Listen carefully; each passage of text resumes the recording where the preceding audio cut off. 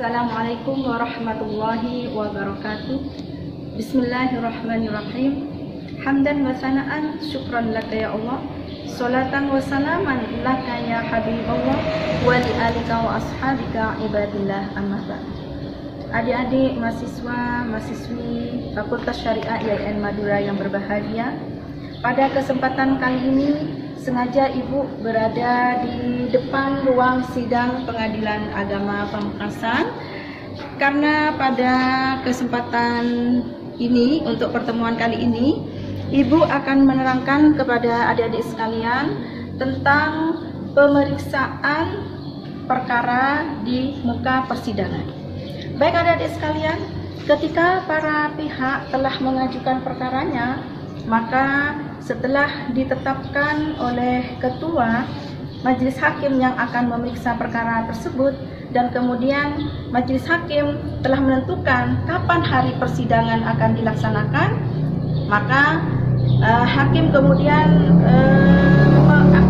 memanggil pihak dengan memerintahkan kepada jurusita pengganti pengadilan agama untuk memanggil pihak-pihak berperkara. Ketika para pihak telah dipanggil, maka pada hari persidangan yang telah ditentukan, para pihak kemudian hadir ke persidangan. Dan adik-adik sekalian, perlu saya sampaikan juga bahwa ini adalah ruang tunggu para pihak. Kemudian ketika para pihak dipanggil ke persidangan oleh panitia pengganti, maka para pihak yang berperkara pada hari itu dan dipanggil untuk menghadap persidangan masuklah ke ruang persidangan. Baik adik-adik sekalian, untuk selanjutnya saya akan menerangkan materi berikutnya di ruang persidangan. Kebetulan saya sudah pamit kepada Ketua Pengadilan Agama Pamekasan untuk memvideo ruangan sidang Pengadilan Agama Pamekasan. Baik, mari kita menuju ruang sidang Pengadilan Agama Pamekasan. Baik adik-adik sekalian, ini sengaja saya memakai baju toga ya, supaya adik lebih paham terhadap apa yang saya terangkan nanti. Di dalam persidangan seharusnya adik-adik ya, harusnya itu sidang majelis ya.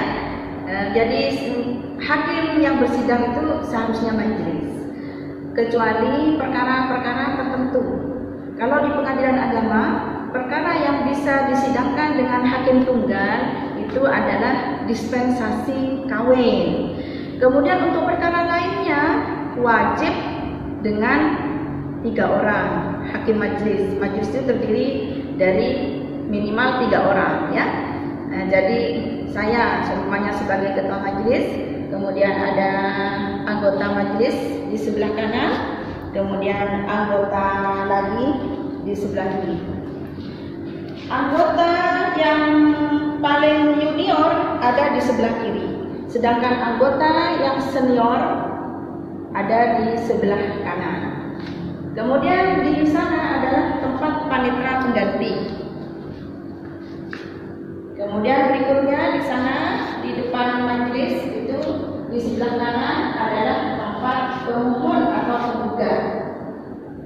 Kemudian di sebelah kiri tempat termohon atau tergugat. Di tengah adalah tempat para saksi. Kemudian di belakang adalah tempat pengunjung. Nah, ini akan kami perlihatkan dari depan sini ya. Dari depan supaya terlihat semua. Mungkin diputar dari belakang ya, ada sekalian ya. Ini bisa terlihat semua ya. Jadi ada majelis di depan para pihak, kemudian ada tempat pemohon, ada tempat termohon, di tengah ada tempat saksi. Baik adik-adik sekalian, ketika hakim memulai persidangan, disunahkan di dalam agama kita ya, untuk memulai sesuatu itu alangkah baiknya kalau pakai basmalah terlebih dahulu. Kemudian supaya kita mendapatkan petunjuk, kita disunahkan untuk berdoa. Jadi ketika hakim akan melakukan pemeriksaan persidangan, sebaiknya berdoa ya. Tuntunan doa, nanti kalau ada adik sekalian, ada di antaranya yang menjabat sebagai hakim, mengenai doa ketika hakim mau memulai persidangan, ada di dalam kitab I'anatul Thalibin. Dan ibu, khusus ibu, ini ibu selalu melakukan memanjatkan doa, mengajak teman-teman hakim ibu untuk terlebih dahulu memanjatkan doa sebagaimana yang terdapat di dalam kitab I'anatul Thalibin. Jadi ketika panitia pengganti hakim anggota dan hakim anggota satunya sudah memasuki ruang sidang dan ibu menanyakan, sudah siap kita bersidang, kemudian mereka siap, ibu mengajak teman-teman ibu untuk berdoa terlebih dahulu. Biasanya ibu mengajak mereka untuk berdoanya seperti ini. Baik hakim anggota dan panitia pengganti, sebelum sidang, marilah kita memanjatkan doa kepada Allah Subhanahu wa taala agar supaya sidang pada hari ini mendapatkan petunjuk dari Allah dan bisa berjalan dengan lancar. Ala hadhihi niyyah wa likulli niyatin shalihah. Al-Fatihah. A'udzu billahi minasyaitonir rajim. Bismillahirrahmanirrahim. Alhamdulillahirabbil alamin.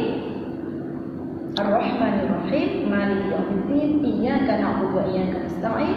Ihdinas siratal mustaqim. Siratal ladzina an'amta 'alaihim ghairil maghdubi 'alaihim waladdallin. Kemudian berdoa, Allahumma inna na'udzu bika an nadilla aw nudalla, an nazilla aw nuzalla, aw nadlama aw nudlama 'alaina. Allahumma a'inna bil ilmi wa zayyinna bil hilmi wa anzilna bit taqwa hatta la nakhtafu illa bil haqq wa la naqdi illa bil adl. Barangkali di antara adik sekalian ada yang paham arti dari doa tadiyah Fatihah, tentunya itu kita mohon petunjuk agar supaya kita berjalan di tempat yang lurus. Maksudnya supaya kita melaksanakan pemeriksaan persidangan, supaya berada di dalam koridor hukum ya, supaya kita bersikap adil dan juga kita berdoa mudah-mudahan dapat petunjuk. Kemudian doa tadi yang ibu sampaikan setelah Al-Fatihah itu doa yang ada di dalam kitab I'anatul Thalibin. Di situ memohon agar supaya hakim yang bersidang pada hari itu tidak disesatkan, tidak sesat dan disesatkan, tidak direndahkan, tidak merendahkan atau direndahkan, kemudian tidak mendolimi atau tidak didolimi. Kemudian mohon kepada Allah agar supaya Allahumma a'inna bil ilmi, supaya terang ilmu ilmu yang sudah ada maupun yang belum mungkin yang belum diingat, supaya diingatkan oleh Allah Subhanahu wa taala, supaya dalam menjalankan persidangan itu sesuai dengan ilmu hukum yang seharusnya diterapkan di dalam persidangan. Allahumma inna bil ilmi wa zayyinna bil hilmi, dan supaya dihiasi dengan kebijaksanaan. Wa zayyinna bil hilmi wa alzimna bit taqwa, dan senantiasa tetap dalam ketakwaan sehingga tidak berpihak kepada seseorang, tidak berpihak kepada penggugat maupun kepada pihak tergugat, akan tetapi berpihak kepada keadilan. Hatta la nahtafu illa bil haqq, sehingga kami bisa memutus dengan hak, dengan kebenaran, wala naqdi illa bil adl, dan memutus dengan keadilan. Itu doanya adik-adik sekalian ya. Baik adik-adik sekalian, bagaimana selanjutnya mengenai pemeriksaan persidangan? Nah, ini sudah masuk ke hukum acara ya. Jadi ketika memulai persidangan, hakim harus membuka persidangan. Biasanya kalau di pengadilan agama karena perkaranya banyak itu sekali aja membuka. Sebenarnya kalau sebenarnya setiap perkara dinyatakan dibuka untuk umum terlebih dahulu ya, karena pada dasarnya perkara itu semua perkara secara umum itu harus terbuka untuk umum. Tapi khusus perkara perceraian dan pembatalan nikah setelah dibuka untuk umum kemudian didamaikan, setelah perdamaian harus tertutup untuk umum. Baik adik-adik sekalian, Ibu contohkan bagaimana cara memeriksa perkara perceraian ya. Ketika memeriksa perkara perceraian, maka pertama hakim harus menyatakan persidangan dibuka untuk umum. Setelah perdamaian, maka harus ditutup untuk umum. Baik, akan saya buka persidangannya adik-adik sekalian ya. Pemeriksaan persidangan Pengadilan Agama Pamekasan pada hari ini, umpamanya hari Rabu ya. Pada hari ini, Rabu tanggal 31 Maret 2021 Masehi bertepatan dengan tanggal 17 Syakban 1441 Hijriah dinyatakan dibuka dan terbuka untuk umum. Ketika membuka persidangan adik sekalian ya, hakim harus ketuk palu 3 kali. Kemudian selanjutnya hakim harus memerintahkan panitera pengganti ya, panitera pengganti untuk memanggil para pihak. Kemudian Pak Pati biasanya memanggil. Kami panggil saudara Ahmad umpamanya dari Pademawu umpamanya, dan saudari Hasanah umpamanya ya dari Terasak supaya masuk ke ruang sidang. Nah, para pihak masuk. Baik adik-adik, ketika pemohon ya, ini perkara cerai talak ya. Ketika tadi Ahmad ya saya contohkan dan Hasanah termohon hadir. Termohon anggap ini hadir adik-adik ya. Hadir. Nah, maka kalau sama-sama hadir, hakim harus mendamaikan, menasihati. Menasihati itu bisa dari sudut agama, bisa dari psikologis, kemudian bisa diingatkan bagaimana waktu pacaran, waktu tunangan, sehingga mereka bisa didamaikan. Baik, setelah itu adik-adik, kalau ternyata tidak bisa damai, maka berikutnya untuk perkara cerai ini ya adik-adik harus diarahkan ke mediator ya, diarahkan ke mediator.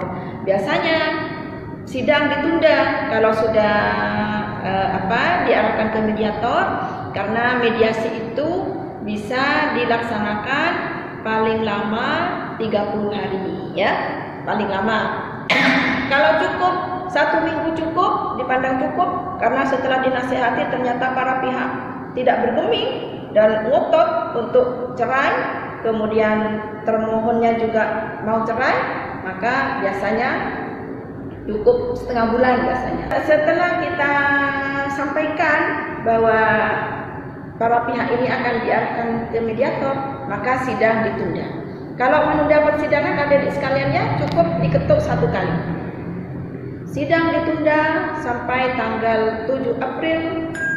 Sidang ditunda sampai tanggal 14 April 2021 untuk mediasi. Diperintahkan kepada pemohon dan termohon untuk hadir tanpa dipanggil lagi.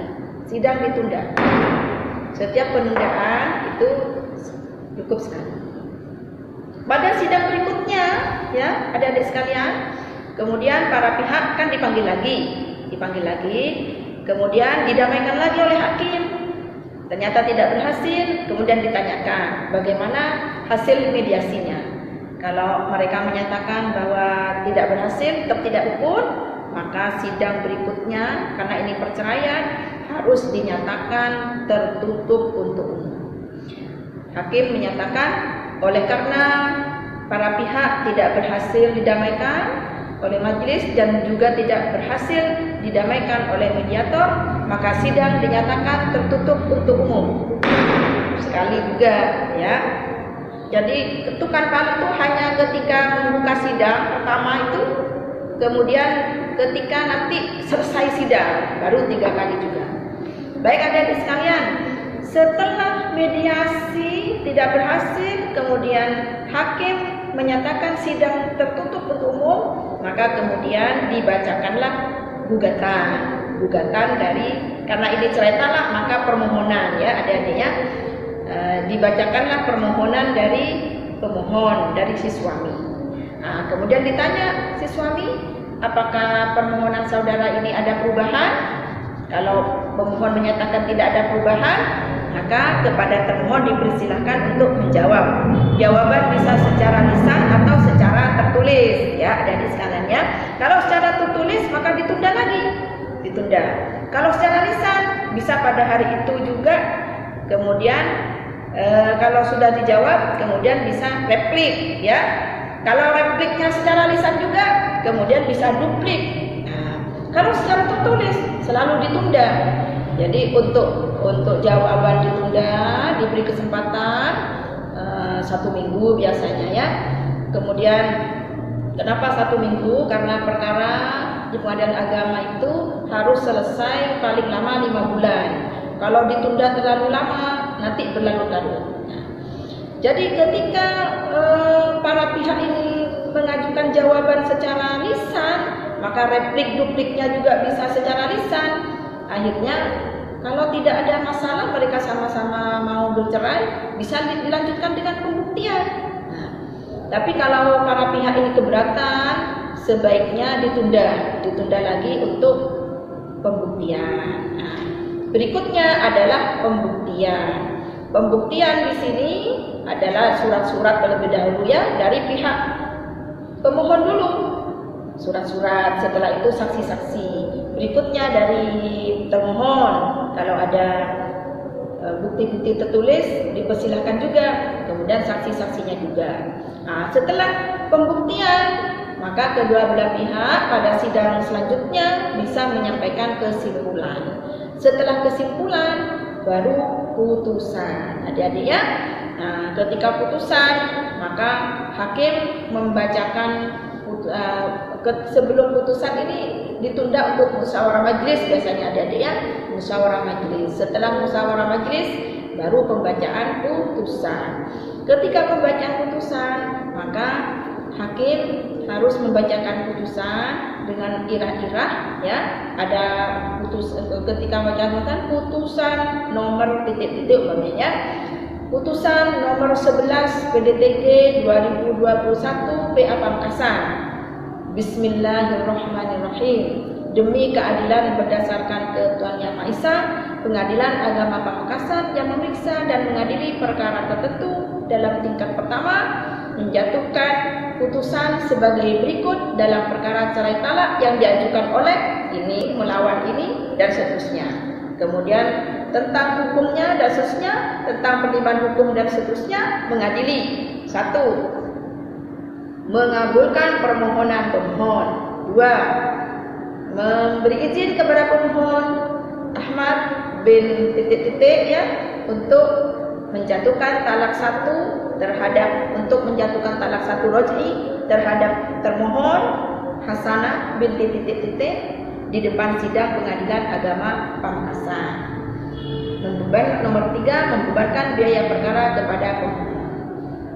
Langsung diketuk kalau sudah selesai menjatuhkan putusannya, membebankan biaya perkara kepada pemohon untuk 1 kali.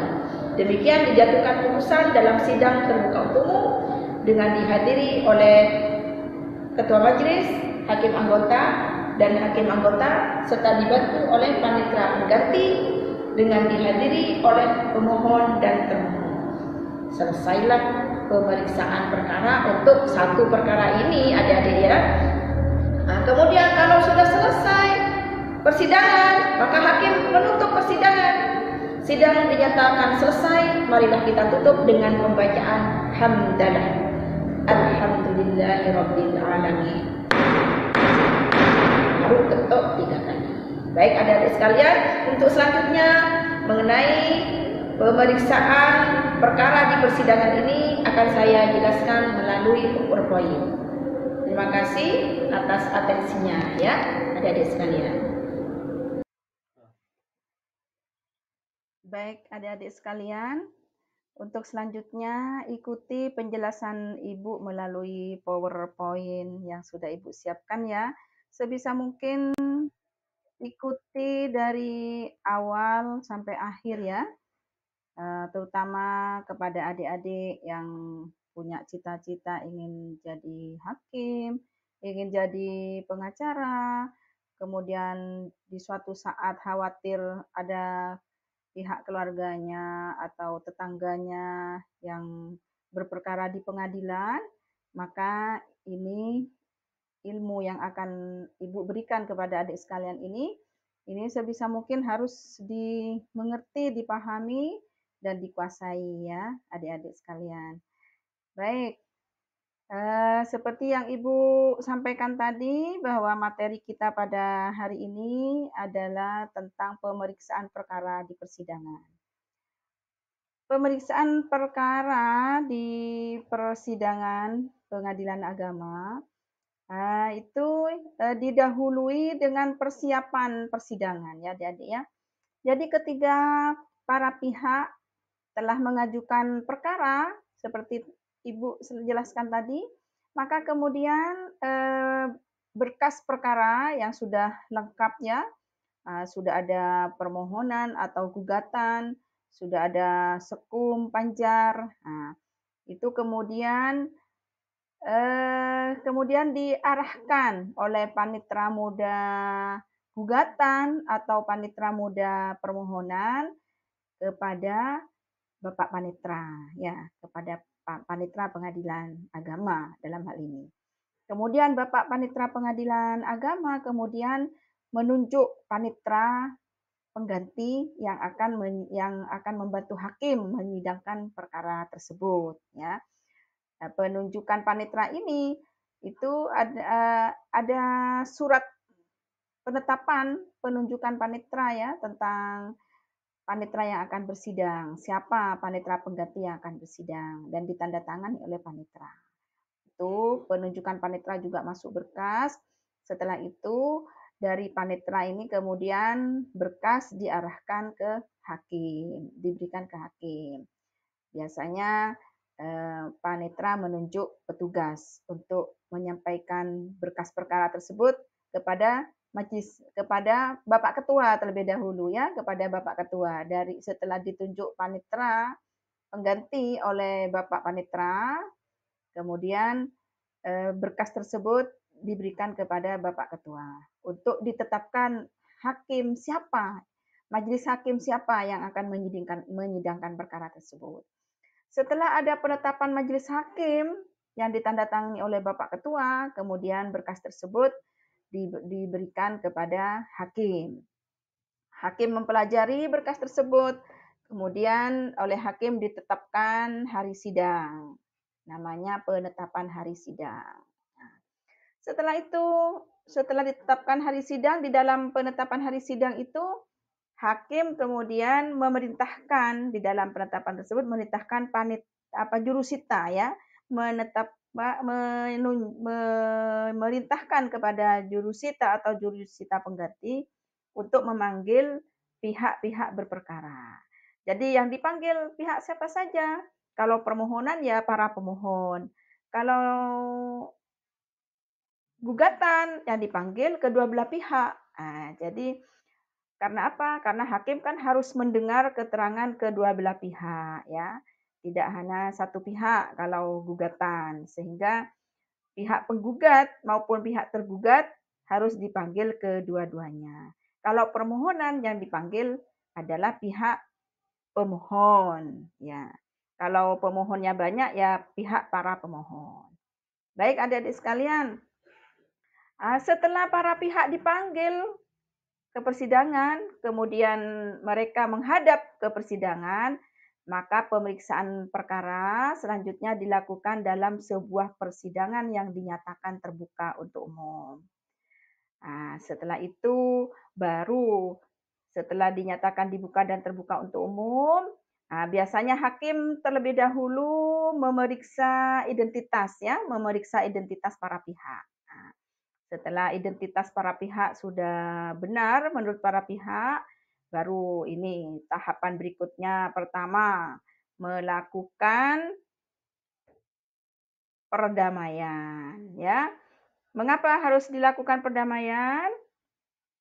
Nah, ini perdamaian ini adik-adik untuk perkara yang ada sengketa ya. Kalau perkara permohonan tidak perlu perdamaian. Kalau permohonan seperti isbat nikah umpamanya hanya dijelaskan tentang apa itu hal-hal yang harus dilakukan oleh kedua belah pihak setelah isbat, hanya diberi pencerahan aja kalau permohonan. Kemudian kalau dispensasi kawin, biasanya pihak-pihak yaitu orang tua, anak yang akan menikah itu biasanya hanya diberi nasihat, ya, nasihat. Kalau bisa ditunda, kalau dispensasi kawin itu supaya ditunda. Tetapi kalau untuk perkara yang ada sengketa, ada penggugat dan tergugat, maka menurut HIR pasal 130 harus dilakukan perdamaian. Kemudian kalau untuk perkara perceraian, perdamaian itu harus dilakukan di setiap persidangan. Kalau untuk perkara selain perceraian, perdamaian ini bisa hanya dilakukan pada sidang pertama saja ketika para pihak kedua-duanya hadir ya. Jadi menurut pasal 130 HIR bahwa pada sidang pertama ketika para pihak sudah hadir, kedua belah pihak sudah hadir, maka hakim wajib mendamaikan pihak penggugat dan tergugat.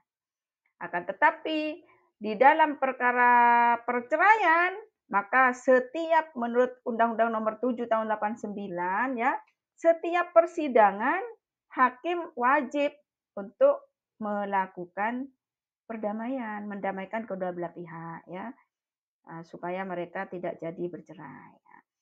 Kemudian apabila perdamaian oleh hakim tidak berhasil, maka selanjutnya diarahkan ke mediator ya. Jadi di pengadilan itu di samping ada hakim yang mendamaikan juga ada mediator berdasarkan Perma nomor 1 tahun 2016. Mediator itu adik-adik siapa? Mediator itu yang pertama sebisa mungkin adalah mediator yang bersertifikat ya. Jadi seperti adik-adik semuanya kalau sudah sarjana nanti ya, kemudian bisa mengikuti pendidikan mediator ya. Kalau sudah punya sertifikat bisa mendaftarkan ke pengadilan agama untuk menjadi mediator, untuk menjadi penasehat, untuk menjadi juru damai pihak-pihak yang bersengketa di pengadilan agama ya. Kalau tidak ada mediator bersertifikat, maka yang mendamaikan sebagai mediator bisa hakim yang bukan menyidangkan perkara tersebut ya. Selama masih ada mediator yang bersertifikat, maka harus mediator yang bersertifikat. Kalau tidak ada mediator yang bersertifikat, maka hakim yang mempunyai sertifikat mediator. Kalau sudah tidak ada semua, bisa. Sekalipun hakim tidak mempunyai sertifikat mediator, hakim bisa menjadi mediator di pengadilan. Baik adik-adik sekalian, apabila ternyata perdamaian oleh hakim tidak berhasil, kemudian mediasi juga tidak berhasil. Mediasi ini adik-adik masa jangka waktunya ya, mediasi itu bisa sampai 30 hari ya. Jadi dari sidang pertama akan ditunda untuk mediasi. Mediasi itu adik-adik bisa dilakukan paling lama selama 30 hari. Dan kalau selama 30 hari ternyata para pihak masih menginginkan, bisa ditambah 15 hari. Kemudian kalau sudah ditambah 15 hari tetap juga tidak berdamai, oleh mediator diarahkan ke hakim, diserahkan kepada persidangan.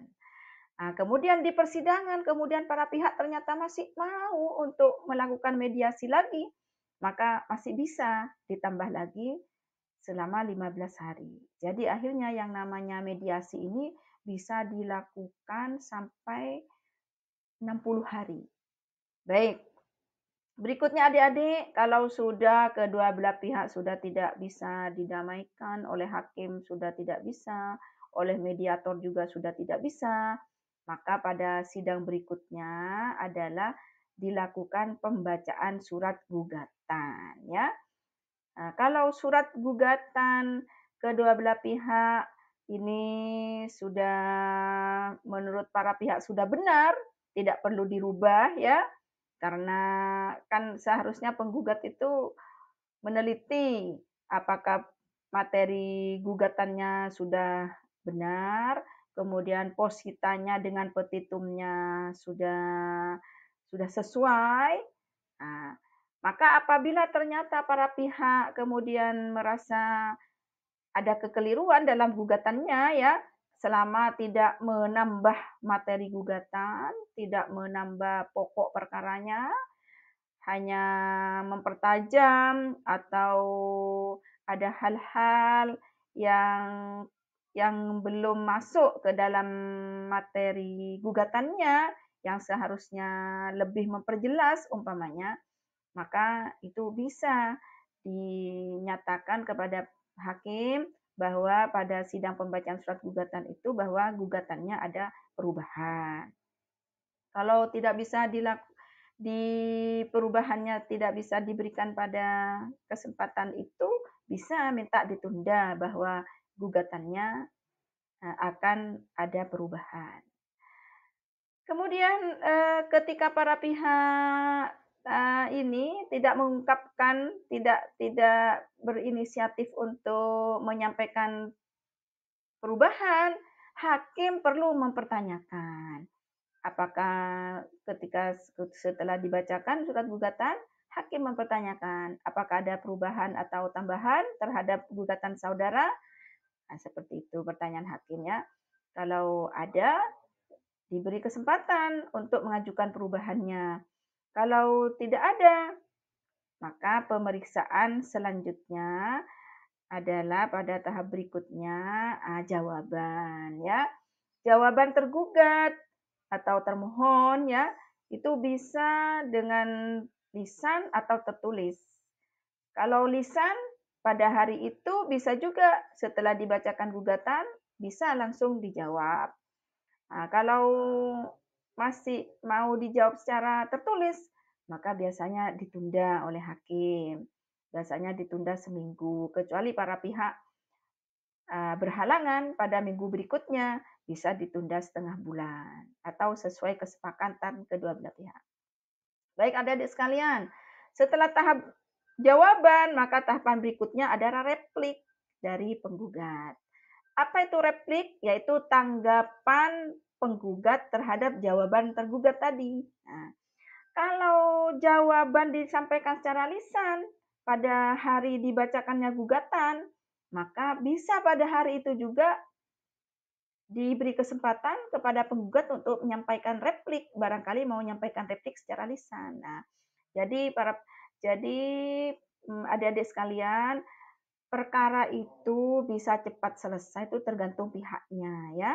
Kalau seperti perkara cerai, ya, kalau pihak-pihak menyampaikan jawaban secara lisan, kemudian replik secara lisan, selanjutnya duplik juga secara lisan, maka pada hari setelah upaya damai tidak berhasil, kemudian dibacakan gugatan pada sidang berikutnya itu, maka pada hari itu sudah selesai tahapan-tahapan jawaban, replik, duplik, itu sudah selesai semua.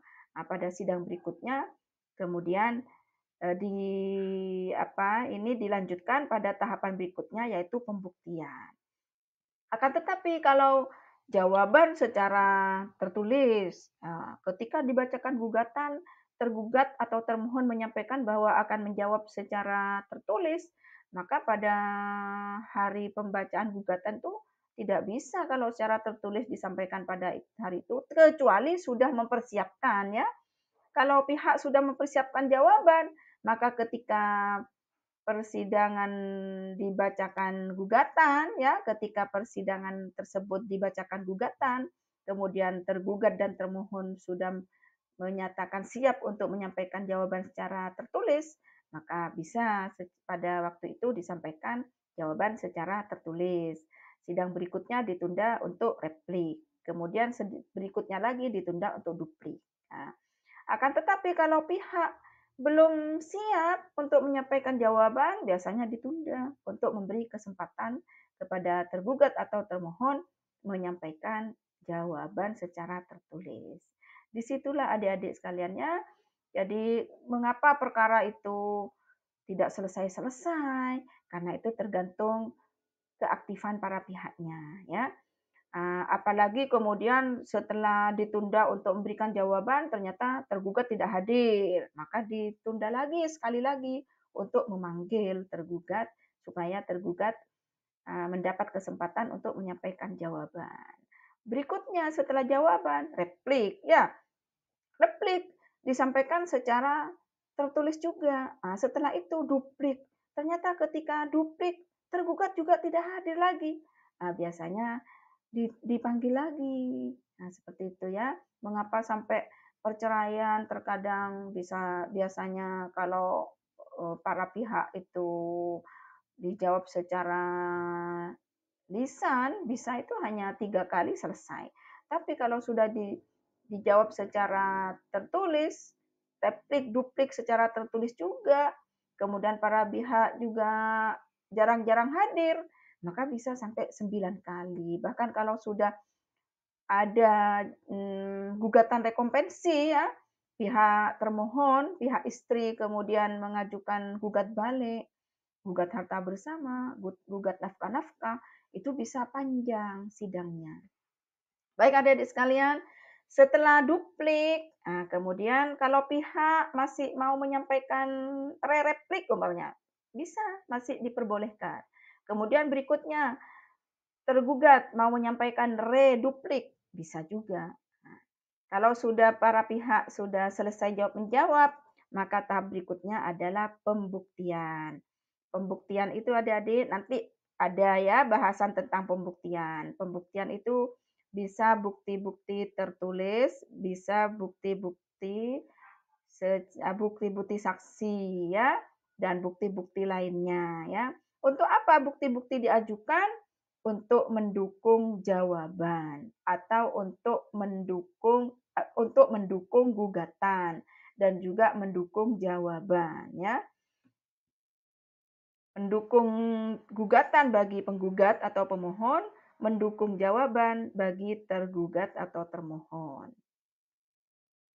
Baik, setelah pembuktian selesai, kedua belah pihak diberi kesempatan untuk menyampaikan konklusi atau kesimpulan. Kesimpulan bisa disampaikan secara lisan, bisa juga disampaikan secara tertulis. Ketika kedua belah pihak sudah menyampaikan kesimpulan, maka kemudian tahapan berikutnya adalah musyawarah majelis. Ya, kalau sidangnya sumer, maksudnya sumer apa? Kedua belah umpamanya dalam masalah perceraian adik-adik ya, kedua belah pihak sudah tidak bisa dirukunkan dan kedua belah pihak menyampaikan jawaban secara lisan dan secara lisan semua ya, jawaban lisan, replik lisan, duplik lisan, kemudian saksi-saksi sudah tidak bisa merukunkan. Ini hakim terkadang begitu kesimpulan disampaikan, hakim langsung karena sudah musyawarah sebelumnya majelis hakim. Ini sudah musyawarahnya difinalkan pada saat kesimpulan disampaikan secara lisan tersebut, maka musyawarah hakim kemudian hanya memfinalkan pada sidang hari itu bisa diskors langsung musyawarah majelis. Akan tetapi kalau biasanya masih ada gugatan-gugatan lain atau para pihak ini bukan perkara yang sumer di mana pihaknya keberatan untuk cerai, biasanya masih ditunda untuk musyawarah majelis ya. Jadi tergantung kondisi atau tergantung dari perkara tersebut ya. Tergantung dari perkembangan perkara tersebut ya. Jadi kalau sudah para pihak sudah tidak bisa didamaikan lagi, kemudian mereka juga tidak mempermasalahkan bahwa mereka mau cerai dengan baik-baik. Nah, biasanya musyawarah majelisnya itu cukup aja diskors gitu, karena hakim sudah mempersiapkan sebelumnya ya. Sudah musyawarah-musyawarah sudah dilakukan sebelumnya sehingga tinggal memfinalkan. Maka ketika kesimpulan disampaikan pada saat itu bisa diskors untuk musyawarah majelis kemudian bisa diputus ya pada hari itu juga.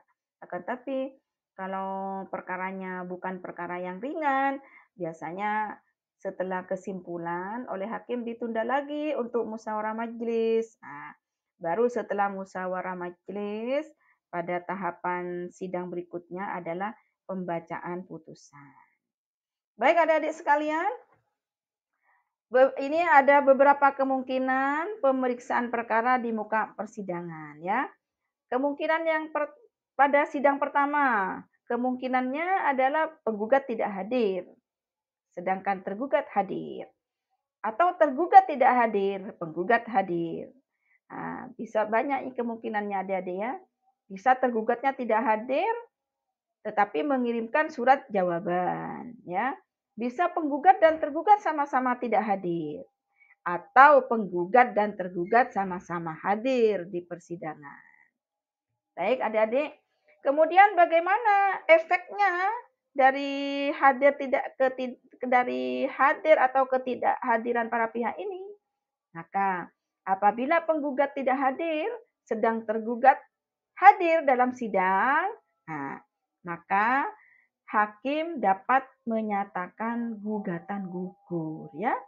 Nah, terutama apabila tergugatnya hadir, kemudian dia minta mohon diputus Pak. Nah, maka bisa hakim pada sidang pertama sebenarnya menyatakan gugatan gugur karena penggugat dianggap tidak sungguh-sungguh ya. Akan tetapi biasanya hakim masih menunda sekali lagi untuk memanggil penggugat ya. Kalau 2 kali dipanggil tidak hadir, panggilan pertama pada sidang pertama tidak hadir, dipanggil lagi penggugat tidak hadir lagi. Maka kalau sudah panggilan kedua, sidang kedua ini tidak hadir lagi, maka pasti perkara yang diajukan penggugat itu dinyatakan gugur ya. Baik adik-adik sekalian, menurut ketentuan pasal 124 HR, gugatan dapat dinyatakan gugur apabila penggugat telah dipanggil dengan patut dan resmi ya. Apa dimaksudnya patut? Yaitu dipanggil 3 hari sebelum sidang. Kalau perkara perceraian ya. Kalau perkara non perceraian 4 hari sebelum sidang. Harus ada jeda 3 hari antara hari pemanggilan dengan hari sidang. Kalau perceraian bisa 3 hari sebelum sidang. Itu namanya patut. Kemudian sudah dipanggil secara resmi, yaitu dipanggil oleh jurusita pengganti yang sah, yang telah mendapatkan SK ya dan sudah dilantik. Nah, itu namanya panggilan resmi. Jadi dipanggil oleh jurusita yang memang berhak untuk memanggil ya. Orangnya itu punya SK sebagai jurusita pengganti, yaitu sebagai juru panggil. Baik, adik-adik, berikutnya penggugat tidak hadir dalam sidang dan tidak menyuruh orang lain untuk hadir sebagai wakilnya. Ini bisa dinyatakan gugur ya. Penggugat tidak hadir dan juga tidak ada wakilnya, tidak ada kuasanya, apa advokat atau kuasa insidentil ya. Kalau penggugat tidak hadir tetapi ada kuasanya yang hadir, maka itu dipandang hadir, tidak bisa digugurkan. Tapi untuk perkara perceraian, penggugat itu harus hadir sekalipun sekali untuk dinasehati oleh hakim. Ya, dan kalau penggugat dan tergugat sama-sama hadir, maka penggugat itu harus hadir ketika mediasi, ketika sidang perdamaian dan mediasi itu harus hadir. Jadi sekalipun penggugat itu memberikan kuasa, tetapi untuk perkara perceraian dia harus hadir. Untuk dinasehati harus hadir. Kemudian kalau tergugatnya hadir untuk mediasi, penggugat wajib hadir. Baik. Kemudian apalagi bisa dinyatakan gugur, yaitu tergugat hadir dalam sidang dan mohon putusan, ya. Apabila tergugat hadir, penggugat tidak hadir, kemudian tergugat mohon putusan, maka bisa dinyatakan gugur oleh hakim. Kemudian apabila penggugat lebih dari seorang, kemudian ada sebagian yang tidak hadir, maka tidak dapat digugurkan, melainkan harus diperiksa seperti biasa. Jadi kalau penggugatnya banyak, kemudian salah satu tidak hadir, maka tidak bisa digugurkan. Jadi dipandang bahwa ada penggugat yang hadir. Baik, adik-adik sekalian, selanjutnya apabila tergugat tidak hadir, sedang penggugat hadir. Nah, ini kebalikannya yang tadi ya. Jadi penggugatnya yang hadir, tergugat tidak hadir. Maka biasanya hakim menunda untuk memanggil tergugat sekali lagi. Apabila pada sidang kedua tergugat tidak hadir lagi, maka hakim bisa menjatuhkan putusan dengan verstek. Apa itu putusan verstek? Yaitu putusan tanpa hadirnya tergugat. Mengapa diputus tanpa hadirnya tergugat?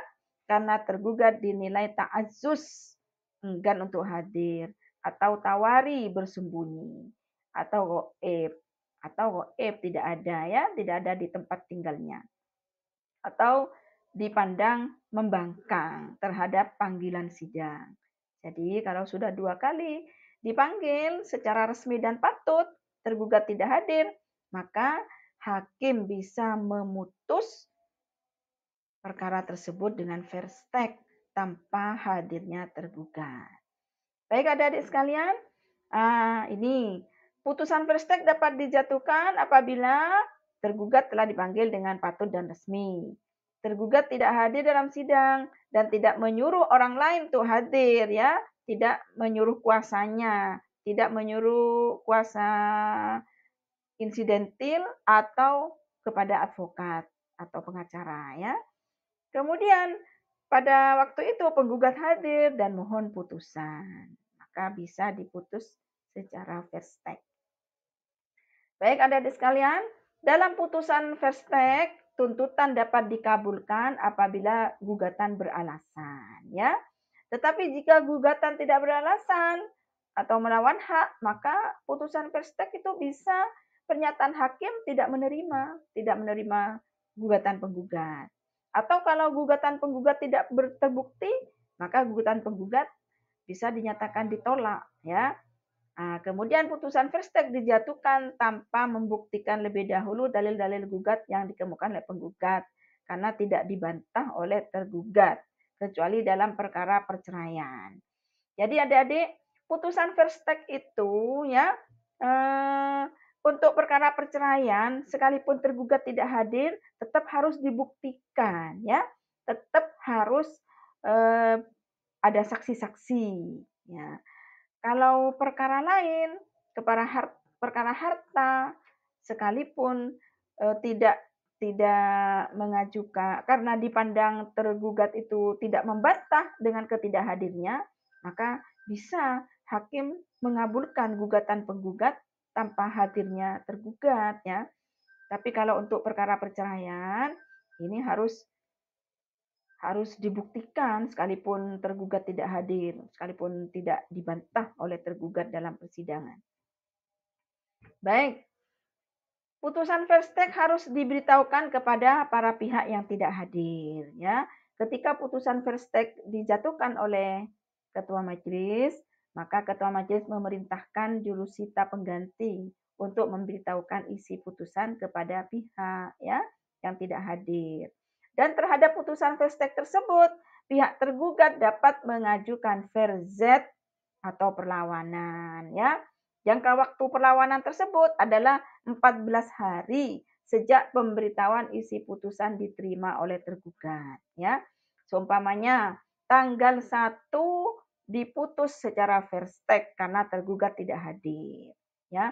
Kemudian putusan tersebut diberitahukan kepada tergugat oleh jurusita pengganti pada tanggal 3 umpamanya. Nah, kemudian ternyata tergugat tidak menerima terhadap putusan verstek yang dijatuhkan oleh hakim, maka ada kesempatan selama 14 hari untuk mengajukan verzet ya. Jadi tanggal 3 tambah 14 sampai tanggal 17 masa verzetnya. Kalau sampai tanggal 17 tidak mengajukan verzet, tidak mengajukan perlawanan, maka putusan hakim sudah berkekuatan hukum tetap ya. Maka kalau cerai talak, maka kalau sudah berkekuatan hukum tetap biasanya selanjutnya para pihak dipanggil untuk suaminya menjatuhkan talak ya. Kalau perkara cerai gugat begitu putusan berkekuatan hukum tetap karena diberi kesempatan selama 14 hari tidak mengajukan verzet, maka pada saat hari ke-15 ya setelah diberitahukannya putusan, maka setelah berkekuatan hukum tetap, maka surat cerainya sudah bisa diambil oleh kedua belah pihak. Baik adik-adik sekalian, selanjutnya putusan verstek yang dimohonkan banding ya.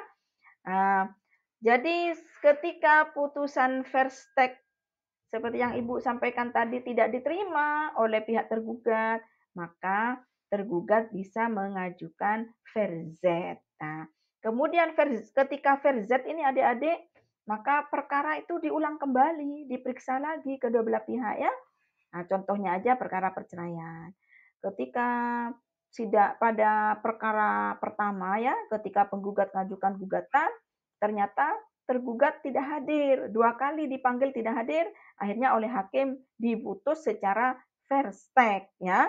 Nah, ternyata setelah diberitahukan tergugat tidak menerima terhadap putusan verstek itu dengan alasan umpamanya karena dia tidak hadir ke persidangan karena sakit atau karena kecelakaan atau karena tidak tahu kalau ada panggilan karena panggilannya nyampe kepala desa umpamanya kemudian oleh kepala desa tidak disampaikan kepada dia maka kemudian dia bisa mengajukan verzet. Nah, pada acara verzet ini adik-adik perkara digelar kembali, diperiksa kedua belah pihak. Nah, kalau ternyata nanti terhadap putusan verzet ini tergugat masih juga tidak menerima terhadap putusan hakim, maka tergugat yang merasa belum puas bisa mengajukan banding.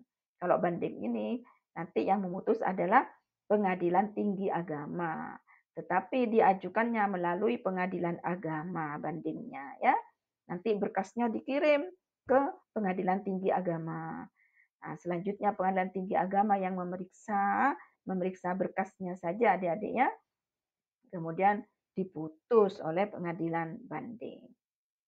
Baik, tata cara verzet tadi ya bisa diajukan secara tertulis. Kemudian ditandatangani oleh tergugat ya. Diajukan secara tertulis, ditangani oleh tergugat atau kuasanya.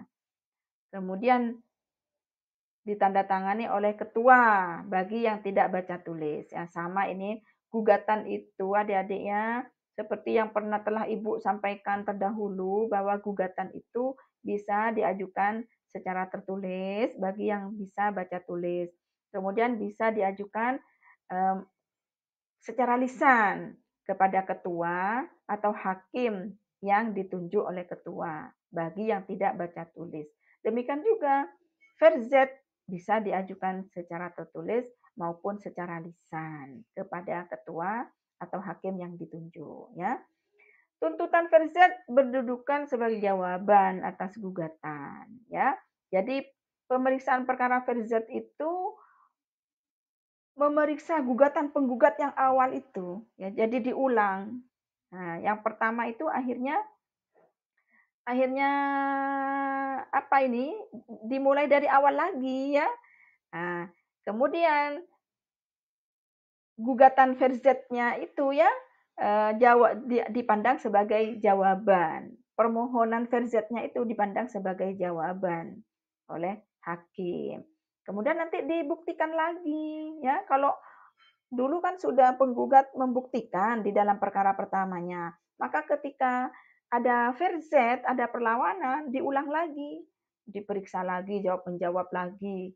Kemudian para pihak bisa mengajukan bukti-bukti semua, baru setelah kesimpulan hakim memutus. Itu tata cara verzet, ya. Kemudian apabila pihak telah dipanggil ternyata tergugat tidak hadir lagi, maka tuntutan verzet dapat diputus tanpa hadirnya tergugat, ya. Terhadap putusan verzet tersebut tidak dapat diajukan perlawanan baru. Baik adik-adik sekalian, mudah-mudahan paham ya terhadap apa yang Ibu sampaikan. Kalau tidak paham, nanti bisa bertanya melalui grup, ya, melalui WA grup, ya. Selanjutnya, tergugat tidak hadir tetapi mengirimkan surat jawaban. Ketika tergugat tidak hadir, walaupun telah dipanggil dengan resmi dan patut, akan tapi ia mengirimkan jawaban, maka surat itu dianggap tidak pernah ada, ya. Kecuali jika surat tersebut berisi eksepsi bahwa pengadilan agama tidak berwenang, ya. Kalau jawabannya hanya berupa bantahan terhadap gugatan, maka karena orangnya tidak hadir, hanya suratnya yang hadir, tidak dipandang jawaban tersebut, kecuali jawabannya itu berupa tangkisan, ya, tergugat menyatakan bahwa pengadilan tidak berwenang, seharusnya saya tidak digugat di Pengadilan Agama Pamekasan, tetapi seharusnya saya digugat di Pengadilan Agama Sumeneb umpamanya, dengan alasan karena dia sudah diantar pulang oleh suaminya ke rumah orang tuanya di Sumeneb. Itu. Maka hakim bisa ini mengadili, ya. Jadi ketidakhadirannya itu tetap dinilai hadir dengan adanya surat perlawanan atau tangkisan atau eksepsi tadi, ya. Nah, maka eksepsi tersebut diperiksa oleh hakim dan diputus setelah mendengar jawaban tanggapan dari penggugat. Apabila eksepsi tersebut dibenarkan diterima oleh hakim, maka hakim menyatakan bahwa gugatan tidak diterima dengan alasan bahwa pengadilan agama tidak berwenang. Dan apabila eksepsi tersebut tidak diterima karena dinilai tidak benar, maka hakim memutus dengan verstek secara biasa, ya, seperti yang telah Ibu sampaikan tadi. Kemudian jika tergugat mengajukan verzet dan di dalam verzet itu mengajukan eksepsi lagi, maka eksepsinya tidak diterima, ya. Nah, jadi maksudnya ketika pada sidang pertama tergugat tidak hadir, mengirimkan eksepsi. Kemudian eksepsinya sudah ditolak oleh hakim. Nah, kemudian dia ngajukan verzet, nah, kemudian ngajukan eksepsi lagi, maka eksepsinya itu tidak dapat diterima, ya. Kecuali eksepsi mengenai kewenangan absolut, ya. Tadi kan kewenangan relatif. Kalau eksepsi kewenangan absolut, masalah perkaranya ini bukan perkara yang seharusnya disidangkan oleh pengadilan agama, itu masih bisa diperiksa, ya. Nah, jika ternyata perkara tersebut bukan wewenang PA, melainkan wewenang pengadilan lain, maka eksepsi diterima dan hakim harus menyatakan diri tidak berwenang untuk memeriksa perkara tersebut. Baik adik-adik, penggugat dan tergugat sama-sama tidak hadir. Jika penggugat dan tergugat sama-sama tidak hadir dalam sidang pertama, maka sidang harus ditunda dan para pihak dipanggil lagi sampai dapat dijatuhkan putusan gugur atau verstek atau perkara tidak dapat diterima, ya. Nah, baik. Berikutnya penggugat dan tergugat sama-sama hadir. Kalau para pihak sama-sama hadir dalam sidang, maka sebelum memulai, hakim wajib mendamaikan kedua belah pihak. Nah, ini tadi ya, perdamaian dan mediasi sudah Ibu jelaskan tadi. Baik, dalam perkara perceraian, terutama jika sudah ada anak, maka ini hakim harus sungguh-sungguh dalam upaya mendamaikan suami istri, ya. Dalam sidang perdamaian tersebut, suami istri harus hadir secara pribadi. Tadi sudah Ibu jelaskan. Apabila kedua belah pihak berkediaman di luar negeri, maka penggugat pada sidang perdamaian harus menghadap secara pribadi, ya. Jadi tapi dalam Perma, adik-adik ya, dalam Perma nomor 1 tahun 2016, apabila pihak ada di luar negeri, maka bisa memberikan kuasa kepada kuasanya ya untuk dilakukan mediasi ya. Nah, baik, adik-adik sekalian. Di samping perdamaian dilakukan oleh hakim dalam setiap perkara perdata, wajib dilakukan pula upaya perdamaian dengan bantuan mediator.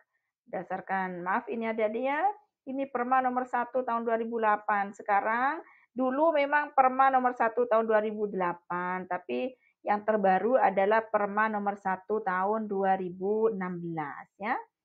Nah, ini karena materi ini dulu Ibu sampaikan pada tahun 2014, ini lupa tidak diperbaiki ya. Jadi yang benar acuan mediasi itu sekarang adalah Perma nomor 1 tahun 2016. Baik adik-adik sekalian, jika upaya perdamaian dan mediasi tidak berhasil, maka pemeriksaan dilanjutkan pada tahapan pembacaan surat gugatan. Dan selanjutnya, seperti yang tadi Ibu jelaskan ya. Selanjutnya, penundaan hari sidang ya. Nah, apabila para pihak tidak hadir, maka seyogyanya ditunda untuk dipanggil lagi ya. Penundaan hari sidang tersebut ditundanya itu tetap berpegang pada asas sederhana, cepat, biaya ringan dan tidak mengulur waktu yang begitu lama ya, sehingga dapat menambah penderitaan dan beban psikis bagi kedua belah pihak ya. Dan pengunduran hari sidang harus diumumkan dan dikonfirmasikan kepada kedua belah pihak ya. Dan kedua belah pihak harus dipanggil secara resmi dan patut ya. Pihak yang tidak hadir harus dipanggil dengan memerintahkan jurusita atau jurusita pengganti untuk memanggil mereka, untuk memanggil pihak tergugat atau para tergugat untuk hadir pada sidang yang telah ditetapkan. Kemudian apabila hakim dalam menunda persidangan karena suatu hal belum dapat menentukan kapan sidang berikutnya, maka hakim menetapkan dalam BAP ya, dalam berita acara sidang bahwa persidangan ditunda pada hari dan tanggal yang akan ditetapkan kemudian ya. Kemudian hakim membuat PHS baru ya, yang isinya bahwa persidangan dibuka kembali sesuai jadwal waktu sebagaimana di dalam PHS. Penundaan hari sidang. Penundaan hari sidang diatur dalam pasal 159 dan 126 HIR, yaitu apabila suatu perkara tidak dapat diselesaikan pada hari sidang pertama, maka pemeriksaan perkara ditunda pada hari sidang berikutnya dengan tetap berpegang pada asas sederhana, cepat, biaya ringan. Ya, adik-adik ya. Nah, selanjutnya pembacaan surat gugatan. Tadi ya, Jadi ketika pada sidang pertama itu ada beberapa kemungkinan para pihak bisa mencabut gugatan. Kalau secara cerai, keduanya sudah rukun, dicabut gugatannya. Ya, kalau perkara waris, umpamanya sudah tidak bisa berdamai di luar, dicabut gugatannya, bisa. Kemudian apabila tetap dilanjutkan, bisa dirubah gugatannya atau bisa dipertahankan gugatannya ya. Nah, perubahan atau penambahan gugatan diperbolehkan diajukan pada sidang pertama di mana pada para pihak adil. Maksudnya diajukan pada saat pembacaan gugatan itu ya, pada saat proses pembacaan gugatan, pada saat acara pembacaan gugatan. Bisa. Kalau seumpamanya belum siap, masih bisa ditunda untuk perubahan gugatan. Nah, gugatan dapat dicabut secara sepihak jika perkara belum diperiksa, belum ada jawaban ya. Kalau sudah ada jawaban, maka harus ditanya kepada tergugat apakah setuju atau tidak apabila penggugat mencabut. Kalau tidak setuju, perkara tetap dilanjutkan ya. Kalau setuju, perkara dicabut, nah maka diputus oleh hakim. Apabila perkara dicabut, hakim membuat penetapan, ya, bukan putusan kalau dicabut itu. Perkara apapun, sekalipun ada sengketa, kalau perkara dicabut itu, maka putusan hakim berupa penetapan, bukan berupa putusan. Nah, kemudian jawaban dan eksepsi, ya. Tergugat dapat mengajukan jawaban secara tertulis atau lisan. Sudah Ibu sampaikan tadi ya. Jawaban tersebut tergugat harus hadir atau mewakilkan kepada kuasanya ketika menyampaikan jawaban. Baik, adik-adik sekalian. Nah, kemudian apabila tergugat tidak hadir meskipun mengirim surat jawabannya, maka dinilai tidak hadir ya, seperti tadi. Baik, penyampaian jawaban atau tergugat ada berupa ini. Jawaban dari pihak tergugat bisa berupa satu, eksepsi verwer, ya, bantahan yang tidak langsung mengenai pokok perkara. Eksepsi verwer tersebut meliputi ini satu, eksepsi formil atau yang disebut dengan prosesual eksepsi yang diajukan agar supaya perkaranya ditolak oleh majelis. Nah, ini berupa eksepsi absolut. Maksudnya apa? Pihak tergugat menyatakan bahwa ini bukan kewenangan hakim, bukan kewenangan hakim pengadilan agama untuk memeriksa perkara tersebut. Itu adalah perkara pengadilan negeri umpamanya ya. Seperti apa contohnya? Seumpamanya perkara mengenai sengketa hak milik ya. Sengketa hak milik. Nah, sengketa hak milik antara bukan suami istri, antara tetangga dengan tetangganya. Kemudian diajukan ke pengadilan agama. Wah, ini bisa mengajukan eksepsi bahwa ini bukan kewenangan pengadilan agama, tapi kewenangan pengadilan umum. Nah, kemudian eksepsi relatif. Eksepsi relatif itu berkenaan dengan tempat ya, ke yurisdiksi relatif ya. Oh ini bukan kewenangan PA Pamekasan, tetapi kewenangan PA Sumeneb umpamanya. Atau ini bukan kewenangan pengadilan agama, bukan kewenangan pengadilan agama bukan kewenangan pengadilan agama ya seperti yang Ibu sampaikan tadi ya, bukan kewenangan pengadilan agama Sumeneb tapi kewenangan pengadilan agama Pamekasan umpamanya. Kemudian eksepsi nibis in idem. Nah, apa itu eksepsi nibis in idem? Yaitu bahwa perkara tersebut sudah ditolak, sudah ditolak oleh pengadilan, kemudian diajukan lagi. Nah, kalau putusan hakim tidak diterima, masih bisa diajukan lagi. Tapi kalau putusan hakim sebelumnya sudah menolak perkara tersebut, kemudian diajukan lagi, maka bisa diajukan eksepsi. Namanya eksepsi nibis in idem. Kemudian berikutnya eksepsi diskualifikatoir, ya, bahwa penggugat tidak mempunyai hak untuk mengajukan gugatan atau penggugat salah menentukan pihak tergugat. Seharusnya bukan ini tergugatnya, orang lain. Nah, kemudian yang kedua, eksepsi material atau material eksepsi. Eksepsi material diajukan agar hakim yang memeriksa perkara tidak melanjutkan pemeriksaan karena dalil gugatannya bertentangan dengan hukum perdata material. Nah, meliputi eksepsi dilatoir. Karena gugatan belum tiba saatnya diajukan oleh penggugat atau gugatan belum memenuhi syarat hukum, ya.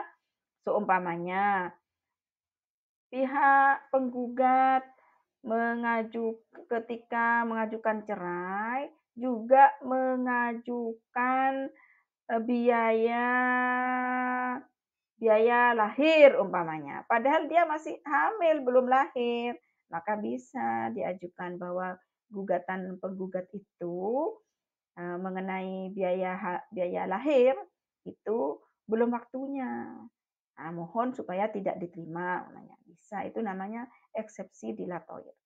Kemudian eksepsi unhanging heading, yaitu perkara yang sama masih bergantung dalam proses pengadilan lain dan belum ada putusan yang berkekuatan hukum tetap. Ya, umpamanya tadi ya ada perkara sengketa hak milik antara penggugat di pengadilan agama ini dengan tetangganya di persidangan lain. Kemudian ternyata di persidangan PA karena ngajukan cerai juga, kemudian penggugat juga mengajukan harta bersama dalam objek yang sama dengan PN tadi, maka bisa diajukan ini eksepsi unhanging gedeng bahwa ini harta ini masih diproses di pengadilan negeri, maka tidak bisa. Diajukan aja eksepsi bahwa tidak bisa diproses di PA karena belum diputus oleh pengadilan negeri.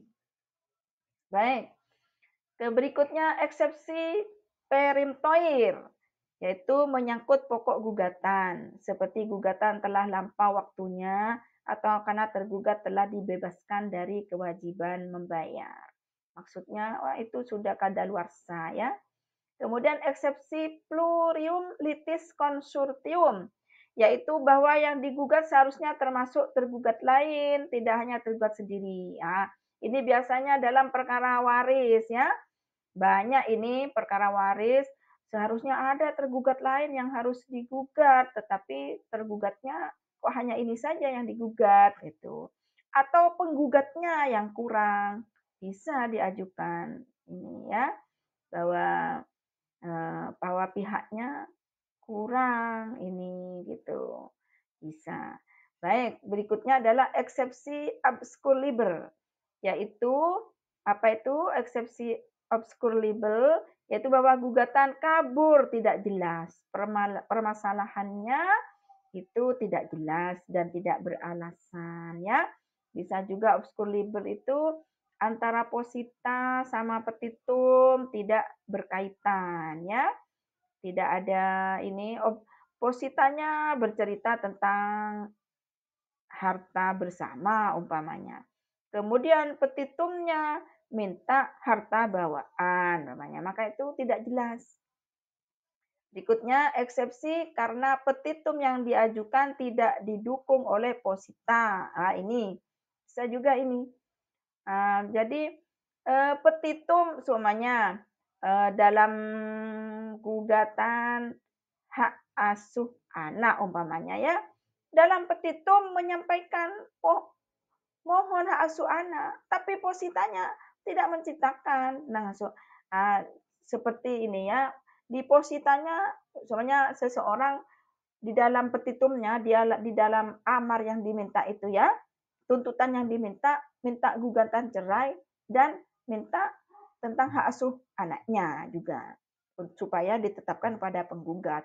tetapi dalam positanya hanya berbicara tentang cerai saja, tidak menyentuh tentang hak asuh anak, maka ini namanya eksepsi karena petitum yang diajukan tidak didukung oleh posita, seperti itu. Tapi ini bisa juga masuk abskul liber, bisa juga adik-adik sekalian ya. Baik, berikutnya adalah verwerten prinsipal. Bantahan yang langsung berhubungan dengan pokok perkara ya. Adalah bantahan langsung yang bertujuan melumpuhkan dalil gugatan berupa fakta kejadian, yaitu dalam positanya itu bahwa posita yang disampaikan oleh pihak penggugat adalah tidak benar ya. Kemudian menyampaikan fakta-fakta yang sebenarnya seperti ini itu namanya verwerten prinsipal. Kemudian berikutnya adalah pengakuan. Jawaban yang membenarkan ini, jadi jawaban tuh bisa mengakui juga ya, kalau memang benar umpamanya dalil-dalil gugatan diakui saja ya. Baik. Kemudian reverte, jawaban dengan tidak membantah atau membenarkan gugatan, tetapi menyerahkan kepada kebijaksanaan hakim. Ini terutama ini dalam tuntutan-tuntutan nafkah, semuanya si istri minta nafkah 5 juta umpamanya. Nah, tergugat tidak menyampaikan jawaban, terserah majelis saja. Nah, terserah mau diputus berapa gitu. Hanya menyampaikan bahwa pekerjaan suami sekian, terserah majelis mau dihukum berapa umpamanya. Baik, berikutnya jawaban itu bisa berupa rekompensi atau gugatan balik ya. Seumpamanya dalam perkara perceraian, cerai talak umpamanya ya, si suami memohon kepada majelis supaya hakim mengabulkan permohonan pemohon untuk mentalak istrinya ya. Nah, supaya hakim memberi izin kepada pemohon untuk menjatuhkan talak satu roj'i. Nah, di dalam petitumnya ya, di dalam petitum yang diminta dalam permohonan suami untuk menceraikan istrinya tadi.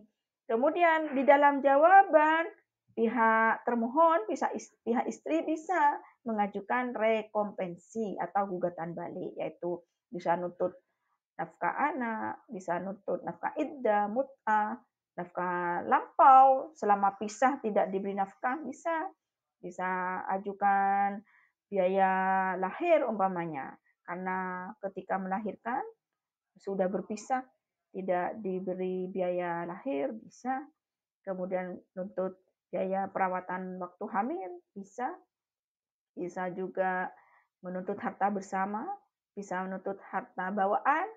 Nah, ini namanya rekompensi. Tujuannya apa rekompensi? Yaitu menggabungkan dua tuntutan yang saling berhubungan ya. Karena kan masih efek dari perceraian itu kan hak istri bisa diminta pada saat diajukannya perceraian oleh pihak suami. Kemudian mempermudah prosedur. Jadi pihak istri tidak perlu biaya lagi untuk mengajukan perkara. Cukup aja di perkara suaminya itu diajukan tuntutan-tuntutannya. Kemudian menghindarkan putusan yang saling bertentangan. Mempersingkat dan menyederhanakan pembuktian. Dan yang tentu adalah menghemat biaya ya, Adik ya. Syarat-syarat gugatan rekompensi diajukan bersama-sama dengan jawaban ya. Bisa juga menurut pendapat lain bisa diajukan pokoknya sebelum pembuktian ya. Jadi ketika bisa diajukan di jawaban, bisa diajukan di duplik, bisa. Pokoknya sebelum pembuktian. Kalau diajukan setelah pembuktian, biasanya di NO, tidak diterima oleh hakim ya. Kemudian diajukan terhadap penggugat dalam kualitas yang sama ya. Nah, kemudian diajukan masih dalam lingkup kewenangan pengadilan yang bersangkutan. Hanya mengenai perkara yang bersifat sengketa kebendaan. bukan mengenai pelaksanaan putusan. Nah, baik adik-adik, kemudian replik tadi sudah disampaikan ya, kemudian duplik. Nah, kemudian intervensi. Nah, apa itu intervensi? Dalam suatu pemeriksaan perkara adik-adik ya, kemudian ternyata ada pihak ketiga yang mau masuk ke dalam proses pemeriksaan, maka itu namanya intervensi ya. Intervensi itu ada 3. Yang pertama tassenkom, yaitu pihak ketiga masuk dalam proses perkara yang sedang berjalan untuk membela kepentingannya sendiri. Umpamanya ini adik-adik ya, ada gugatan waris terhadap objek sengketa tanah umpamanya. Ternyata tanah tersebut sudah dibeli oleh pihak ketiga. Nah, maka pihak ketiga ini agar supaya dia tidak rugi, dia bisa masuk ke dalam perkara sengketa waris tadi ya, namanya tassenkom. Kemudian ada 2 fuging, masuknya pihak ketiga atas kehendak sendiri untuk menghadapi salah satu pihak menghadapi pihak lain. Nah, maksudnya fuging ini ya, dia ada dalam pihak penggugat namanya. Karena seperti perkara tadi seumpamanya karena penggugat yang merasa berhak bahwa itu harta, semuanya ini dalam perkara harta bersama ya. Nah, ada gugatan harta bersama ke pengadilan oleh mantan suami istri. Kemudian menurut penggugat itu bukan harta bersama, tapi adalah harta bawaan yang diperoleh dari orang tuanya. Kemudian ternyata oleh penggugat tanah tersebut sudah dijual kepada pihak lain ya. Nah, kemudian pihak lain ini masuk ke dalam perkara sengketa harta bersama tadi karena dia sudah membeli ya, khawatir rugi. Nah, kemudian dia bersama-sama ada di pihak penggugat, namanya fuging ya. Kemudian yang ketiga, free cuaring, ialah pihak ketiga ditarik oleh tergugat dengan maksud agar ia menjadi penanggung atau penjamin. Nah, ini bisa dalam perkara sengketa ekonomi syariah umpamanya ya. Ada pihak yang mau kan semuanya bank syariah menuntut menggugat tergugat karena tidak membayar hutang namanya. Kemudian ada pihak yang masuk, saya mau menjamin hutangnya. Habis ini namanya fijuari. Baik, adik-adik sekalian, pembuktian ya. Pembuktian itu bisa berupa surat, saksi dan bukti lainnya. Nanti akan disampaikan mengenai pembuktian tersendiri ya. Kemudian kesimpulan, sudah musyawarah majelis. Berikutnya pembacaan putusan atau penetapan ya. Putusan itu untuk perkara sengketa. Penetapan untuk perkara volunter, untuk perkara permohonan tidak ada sengketa. Kecuali untuk putusan dicabut, untuk putusan yang hakim mengabulkan pencabutan oleh pihak, maka namanya penetapan ya, sekalipun ada sengketa. Baik, adik-adik sekalian, saya kira ini yang bisa Ibu sampaikan. Mudah-mudahan apa yang Ibu sampaikan dari awal sampai akhir bisa dimengerti dan mudah-mudahan bermanfaat bagi kehidupan adik-adik sekalian. Terima kasih atas perhatian. Mohon maaf atas segala kekurangan. Ila liqa fi amanillah. Wallahu muwaffiq ila aqwamit thoriq. Wassalamualaikum warahmatullahi wabarakatuh.